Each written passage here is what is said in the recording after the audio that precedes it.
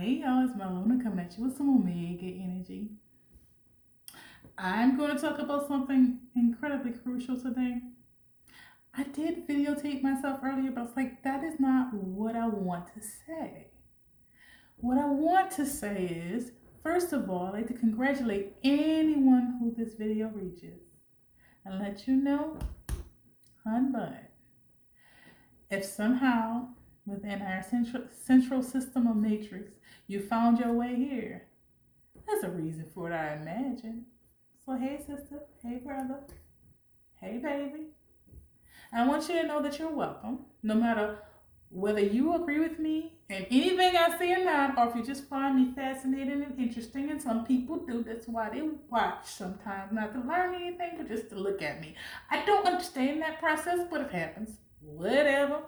Now,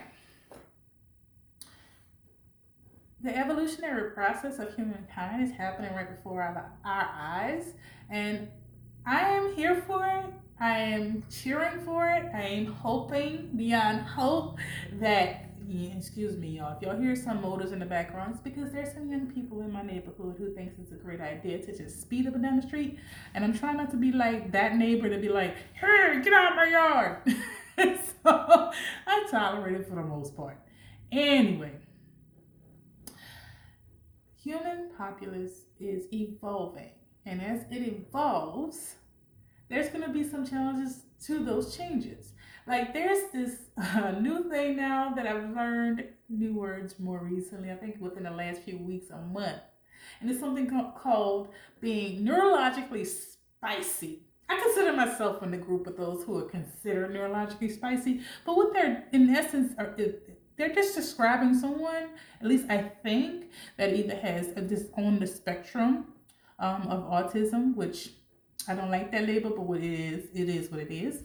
They're on a spectrum of autism, or they have social ineptness in some way, or perceive themselves to have this, where they have difficulties in social situations due to either overthinking or overprocessing. I don't think it's overthinking or overprocessing, but we'll get to that in a moment. When I think about that particular aspect of evolution, is that your brains, babies, those of you who have these particular challenges, are processing things way faster than those of your peers. And I'll give you a personal example of this, because I consider myself neurologically spicy based on a definition, and I've always been that way. And before this period of time in my life, there used to be an aspect of myself that I kind of tried to hide or homogenize in some way where it's not as present or evident. When the whole time I've been superhuman in the mind, and that should have been something I felt great about, but being in this environment, we're surrounded by what I call normies. Now, if anybody's offended by that, I wasn't my intent to offend. I'm describing my experience, so you need to stay here for it or don't. But I wish you would stay here and listen to what I have to say about it, and then you can have some thoughts and some conversations amongst your people and your friends about it, and see what y'all all thinks without it having to be a boom match of I don't agree with you. Well, you don't have to agree with me, honey. I don't care if you do. This is my mind. You ain't in here.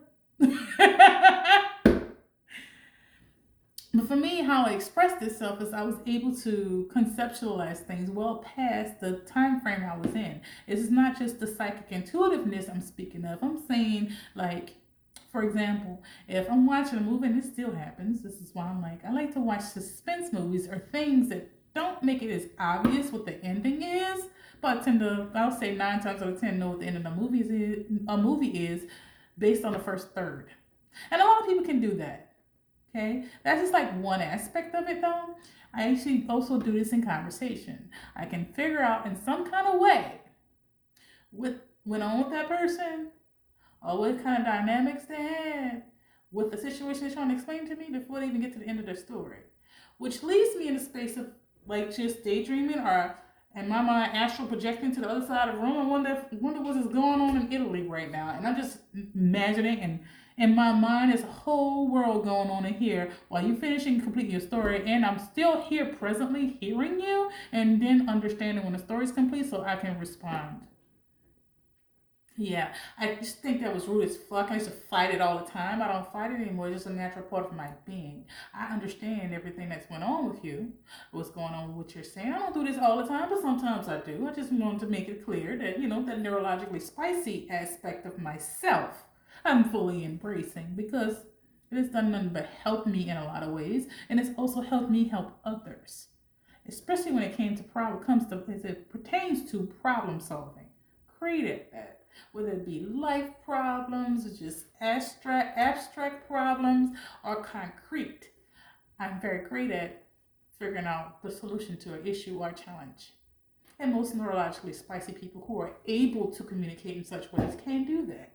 At least that's what I've been my experience and what I've seen thus far. Okay? Being able to strategize is and compartmentalize has a lot to do with that, and I can do that instantaneously. It's one of the reasons why I think that I sometimes make jokes or laugh at inopportune situations because I can compartmentalize. I can identify and understand. And I'm saying these things so maybe some of you babies out there can understand yourselves and that you're not alone. I can understand something tragic or horrible or whatever happened. I can understand that and also feel my ways about it, but also understand there's moments before and after that. Also understand that if everybody's sad, then we bring down collectively the entire vibration. So somebody got to keep it at least a little bit so somebody can climb out of that. For me, it's life rafting. I call it life rafting. So I'm throwing a life preserver to you when I laugh or make a joke, especially if everybody being angry, sad, or upset for an extended period of times in which that wave of energy is just spreading out. It's one of the paradigms that meme lords operate out of, which I don't think they get enough credit or attention for how we got, us meme lords got the whole human populace, at least a lot of them, through 2019, 2020, and 2021. They all deserve retirement packages, golden parachutes, and rewards. I'm including myself in this because whatever. Anyway, but just the understanding that, okay, we have to put this on a shelf for a moment and we need to find a little levity in it so that we can bring up the collective consciousness and therefore vibration and energy so we don't end up all sick, all ill. Because extended illness typically is psychosomatic. That word only means that your mind is telling your body that it's sick and it stays there. And that is something that's been scientifically proven over and over again. There's something called phantom limb syndrome, as well as the placebo effect. We've talked about it before, in which if you convince somebody of something, or if they convince something or know something and have an awareness of something, they can mentally construct ways in which that is impactful to them, negatively or powerful or positively. And it's a powerful mechanism that happens in the brain. As it pertains to phantom limb syndrome, persons who lost a limb can still feel pain and the extension of the lost limb. In other words, a limb is no longer here, but you feeling pain right here in your elbow, but you don't have that limb no more. Or in your knee, you don't have no leg no more. And even though science tries, it gives us different ways to explain it and give it a label, phantom limb syndrome. It's still a conceptualization and understanding that energy carries and travels further than this matter. Your brain is outputting energy and signals to tell you what is and what isn't. If anything was the arbiter and proof that your thought create your reality, that'd be it. And because I'm saying this to you, the reason I'm saying this to you anyway, is because the young babies that are coming up right now need us to be more thoughtful and aware of ourselves, overall in general. I feel like, I guess in the last couple of months, I've evolved even more consciously, where I still had a part of me that wanted to be a piece of a social paradigm. And then I experienced a little bit more of it. I have a job to do. I'm not ashamed of that job, but I have a job to do. But I also have 3 beautiful offspring that I'm going to protect with everything in me in any way possible or necessary. And I experienced some things in the last couple of months that made me like, on guard. And I'm like, I don't know, man. I might have to wipe these folks' asses for them because they don't realize their drawers is dirty or they stink. And then I realized I was judging them.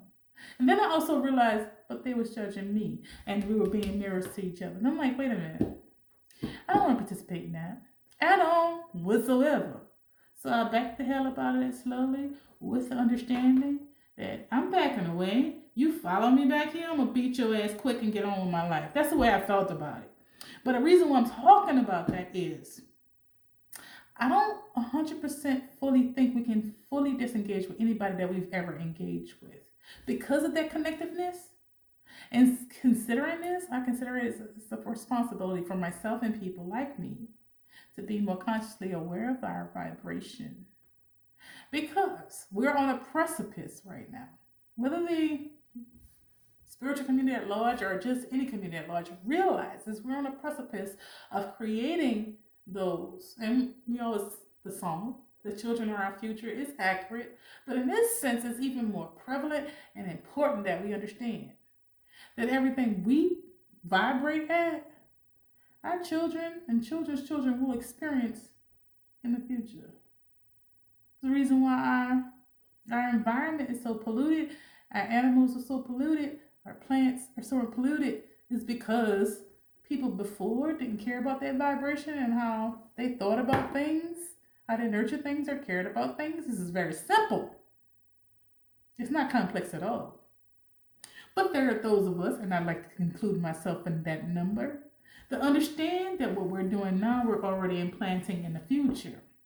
My energy is already in the future. I'm not really concerned about the future or future tripping in any sense of the word. Now, I used to future trip. And a lot of people are doing that still. And I wish they wouldn't because it just kind of like takes away from the present. Your present relaxation, self-love, work that you choose to do to improve things presently so the future won't have as much work to do. If you conceptualize it in that way, it might be more beneficial to you. But anyway, overall, in general, the process of evolution is not guaranteed for everyone. This is what I understand thus far. If you want that process of evolution to happen within you, you have to start training your mind, body, and spirit to evolve. Past the social constructs that you've been given, past the nurturing that, for good or for bad, that was given to you by your caregivers growing up. This is why shadow work is so crucial. Because what you're doing is you're setting the stage so your energetic vibration in the future could be one that is habitable for the offspring you choose to have or don't have, but if nothing else, the human populace. We are all becoming that in some way sacrifice. Reason why it's like, why we gotta be the one to break the generational curses? Either you're going to evolve or you're not. You are evolving. So literally you can save this place and the people in it in the future. You're literally breaking this now, the generational curses that you may be breaking in your bloodline. So in the future, your bloodlines have a chance to exist peacefully. Nobody did it for you. That's why it's a sacrifice. You're the one who's doing it. Now, there's times where I've complained about it. There are still times from time to time where I complain about it. But one thing I will say is I am blessed to know the difference. A lot of the reason why nobody did it for us, those of us who are the generational curse breakers, is because they didn't know it was cursed in the first place. They had no self-awareness. Because of the complexities of the systemic violence that capitalism in all of its era has done to humankind and everything before that, it's almost like we were stripped from our higher selves and stripped from a consciousness or awareness of ourselves to the extent that we don't even care that there are plastics in our food or poisons in our food.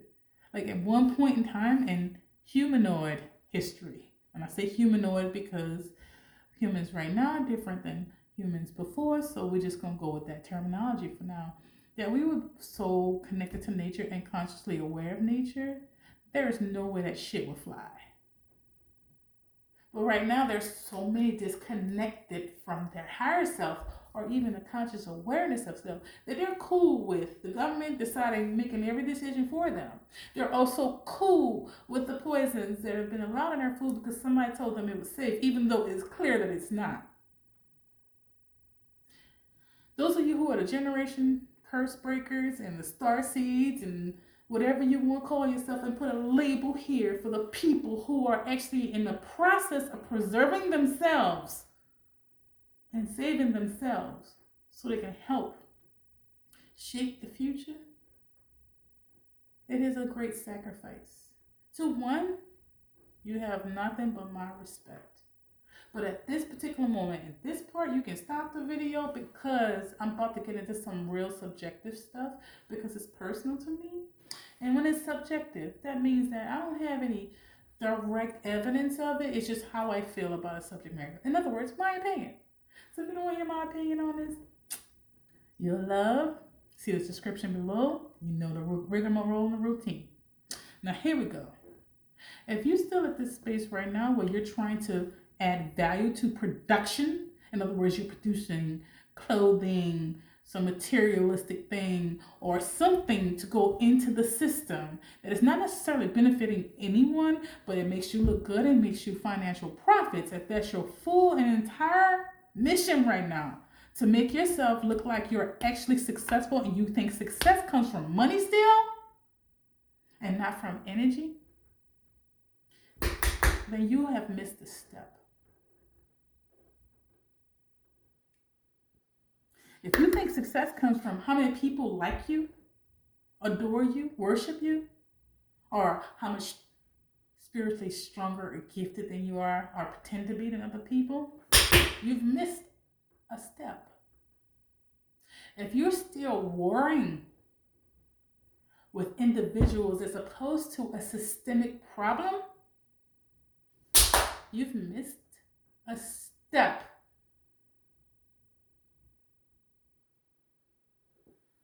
I'd like to call each and every person that considers themselves a starseed or someone who is here to help with the conscious evolution of humankind my peer. But I fight systems over here. The fact that I was in any way triggered to even fight an individual at any point in time makes me sick and ill. Because I consider every single person a part of me and I'm a part of them. Doesn't mean if I have a pimple on my face, I ain't gonna pop that mofo. It is systems that we are slowly changing the construct of so that we can have a better existence and the future generations can have a better existence. It's about that self-sacrifice, not about clout, not about money or protection. Let the children do that. Again, this is my opinion. In order for me to consider you my peer, whether you like that or not, this is what the mindset of said is right now. I have no peers other than those who are in this construct of thinking that it is the onus is on us to be content within ourselves and have a level of self-love that is above reproach, while also acknowledging the existence of challenges in our 3D reality, while also guiding others to see that self-love in a similar way, while also understanding and letting them know that you got to the information before they did, but they're capable just as you are. There is not a time where I'm going to ask you to call me anything other than sir or ma'am, depending upon your age. I am not your Lord. I am not your God. I am not your queen or king or captain. I am as you are. You can wake up or become more self-aware of self anytime you want to. Until then, I'll be here giving you little nuggets and seeds and all kinds of things. So you can understand that you're just as important in all of things as I am. You're my equal in that sense. When I say peer, I'm thinking in the work sense of colleague.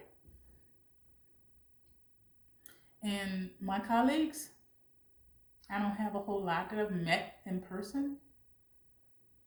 They're all about the idea that we are not as important as those who will come after us.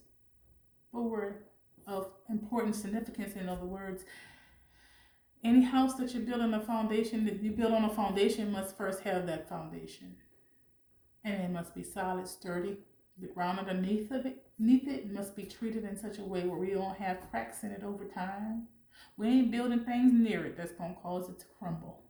So the house that is built on that foundation is firm and will house human beings for generations and generations to come. We care about the sturdiness of it because we care about those who are going to live in that house. These are my peers. These are the star seeds I choose to consort with. Sorry about that, yo.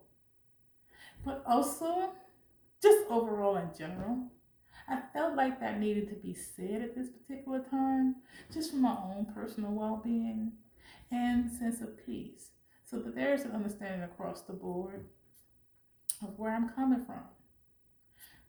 Yeah, I do believe that we are all one. I also believe that you're looking at God, and you're looking at God every time you look in the mirror too. We're all a piece of it. How big or small of a piece is up to you, or how. And when I say that, I mean energetically. How you choose to spread your energy. Destroy, create. Depends on you. Now, is everything creation? No, some things are destruction. There are times, and I don't know about y'all, well, I will burn a bridge while I'm standing on it and then napalm the surrounding fucking cities. If I feel like that needs to happen for my own peace of mind and safety. Again, that's something I used to be like real upset with myself about. But when I reflect upon it now, I realize I know better now. So I would do things differently. But that's what I knew up to that point. I did a damn good job at it. And here I am, effervescent, beautiful, thriving, successful, and love myself and feel fantastic about every single aspect of my being. So it couldn't have been that bad. I must did what I needed to do it with the time I needed to do it. Would I do it again? Not exactly like that. But yeah, I'm still capable of it. I don't have a problem with this part of myself anymore. It's that overall self-love. And I'd love very much to give that to anybody who would like to have it. Because I guess on a personal level, I really feel like there's so many people right now that are opening their eyes up more to being self-aware. I don't really like the woke term no more as much because people are using it as a basket that catches everything that's, different in our thought processes right now. And I don't think that's it. But that's just my little fancy opinion. But being consciously aware, those who are being consciously aware, for me, is more of a succinct definition of what's happening to humanity right now. I just feel like there's so many facets of it. But one thing I think is problematic, and that's why I said all the things I just said, is that a lot of them that I've witnessed or experienced, it's like this air of I'm better than you. You're not the same as me. I'm stronger, mightier, whatever than you. Without really giving to the populace what they need from you. And you don't have to be an advertisement of being better than them in order to validate yourself and helping them. And that's just, again, this whole segment right now is my opinion. Now, I have made no bones about in the last 3 years that I believe what I've told you about God. That each one of us is just as capable of the next. And when I look in the mirror, I see God. When I look at another human being, I'm seeing God. And I've been able to take on that energy and make it profitable for me. And when I say profitable, I don't just mean financially. I mean energetically, spiritually, magically. And I spend a lot of time teaching that to as many people who wants to listen or learn it. And I love that about me. I just feel like in this avenue, an aspect of things, we're in a crucial point. Well, some of y'all gonna have to eat a little bit of that ego or that shadow and stop being out here.